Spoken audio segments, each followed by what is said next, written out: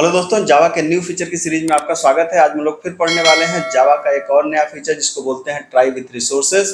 बहुत interesting feature है, तो आइए हम लोग स्टार्ट करते हैं। कंटेंट पसंद आए तो चैनल को सब्सक्राइब जरूर करिएगा।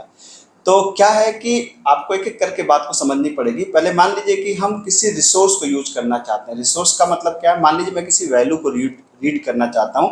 अब आप कहेंगे किसी वैल्यू को रीड करने में रिसोर्स का क्या काम है, तभी समझाता हूँ आपको। जैसे मान लीजिए कि वैल्यू को रीड करने के लिए आप क्या यूज करते हैं? Scanner SC equal to new scanner आप इस्तेमाल करते हैं, और यहाँ पे आपने पास कर दिया सिस्टम डॉट इन।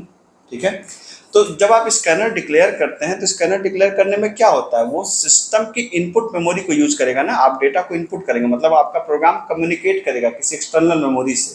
ठीक है, तो that is known as resource. तो और रिसोर्स क्या हो सकते हैं? जैसे कोई फाइल ऑपरेशन करना हो, किसी फाइल को रीड करना हो, किसी फाइल को राइट करना हो, तो ये भी है रिसोर्स, क्योंकि आप एक्सटर्नल सेकेंडरी मेमोरी को इस्तेमाल करेंगे।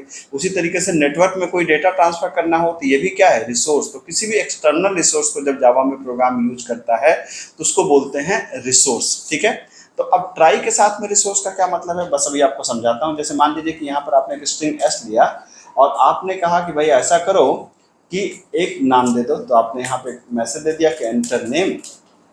ठीक है, और एस को आपने रीड किया तो आपने कहा SC डॉट नेक्स्ट लाइन आपने कर दिया, और फिर आपने इसको प्रिंट कर दिया। क्या आपने कहा कि हेलो, और हेलो के साथ में आपने नाम को प्रिंट कर दिया।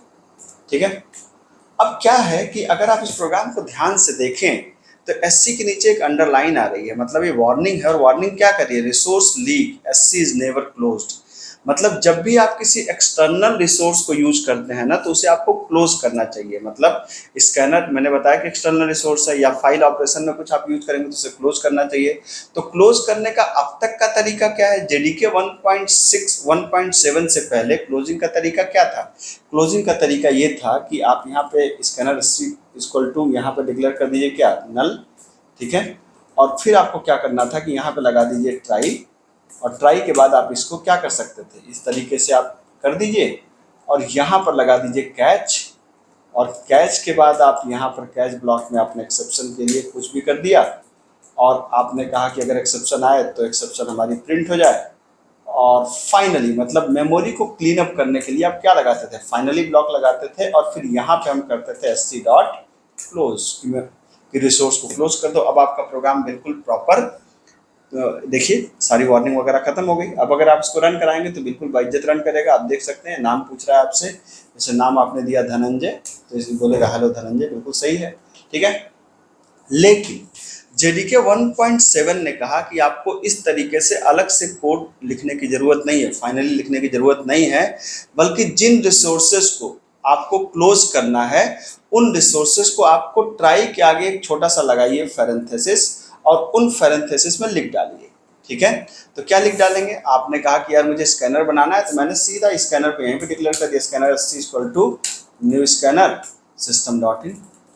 ठीक है, तो क्या होगा इससे फायदा? इससे फायदा ये होगा कि अब इसको हटा दीजिए। इससे फायदा ये होगा कि जो स्कैनर जैसे ही ट्राई कैच ब्लॉक एग्जीक्यूट हो जाएगा, ये स्कैनर वाली जो मेमोरी है वो अपने आप क्लोज हो जाएगी। मतलब आपको क्लोज करना नहीं पड़ेगा। ट्राई विथ रिसोर्सेज इसी को कहते हैं। ठीक है, कि आपको जिन रिसोर्सेज को क्लोज करना हो उन रिसोर्सेज को यहाँ पर आइए, और यहाँ पर क्या कर दीजिए कि यहाँ पर आप उस रिसोर्सेज को क्या कर दीजिए? डिक्लेयर कर दीजिए। अब देखिए प्रोग्राम आपका ना कोई वार्निंग है, सब कुछ बड़ी इज्जत के साथ आपका प्रोग्राम क्या कर रहा है? रन कर रहा है। अभी भी सेम प्रोग्राम आप लीजिए, आपने इनपुट किया, मैंने नाम दे दिया धनंजय, इसने कहा हेलो धनंजय। ठीक है, अब आप कहेंगे अगर एक से ज़्यादा रिसोर्सेज हैं तो कोई दिक्कत नहीं है। यहाँ पर आप देख सकते हैं कि मैंने एक फाइल बना के रखा है test.txt, जिसके अंदर लिखा हुआ हेलो फ्रेंड्स वेलकम इन जावा। एक टेक्स्ट फाइल है, सिंपल यहाँ पर जाकर के बना लीजिएगा। ठीक है, इसका याद रखिए test.txt इस फाइल का नाम है। अब मुझे इस फाइल को अगर रीड करना है तो मैं क्या करूँ? आप एक और रिसोर्स यूज करना चाहते हैं, कोई बात नहीं, आप या तो इसके सामने सेमीकोलन के सामने, या तो इंटर मार्क के इसके नीचे लिख दीजिए। क्या फाइल को रीड कैसे किया जाता है? फाइल इनपुट स्ट्रीम मेमोरी होती है फाइल को रीड करने के लिए, फाइल इनपुट स्ट्रीम। अब मान लीजिए कि आपने कहा fin equal to new file input stream, और फाइल इनपुट स्ट्रीम के अंदर आपने क्या दे दिया? फाइल का नाम। मान लीजिए हमने कहा test.txt इस फाइल को दे दिया हमने।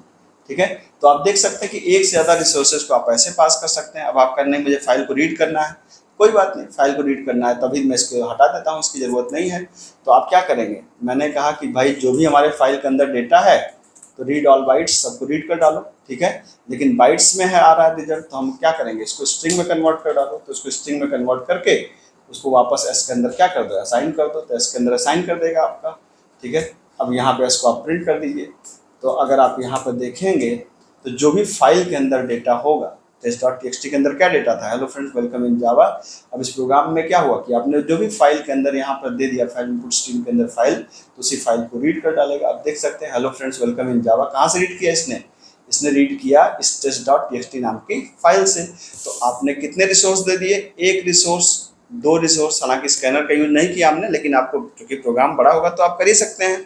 तो जितने भी रिसोर्सेज आपको देना है उन सारे रिसोर्सेज को आप यहीं पर क्या कर दीजिए, डिक्लेयर कर दीजिए।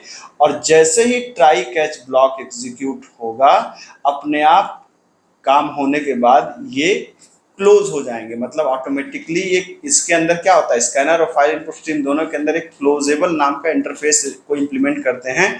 उसके अंदर मेथड होता है क्लोज, जिस मेथड में लिखा होता है कि ये मेमोरी अपनी कैसे क्लोज करेंगे, जो ऑटोमेटिकली क्लोज फंक्शन कॉल हो जाएगा, तो ये अपने आप क्लोज हो जाएंगे।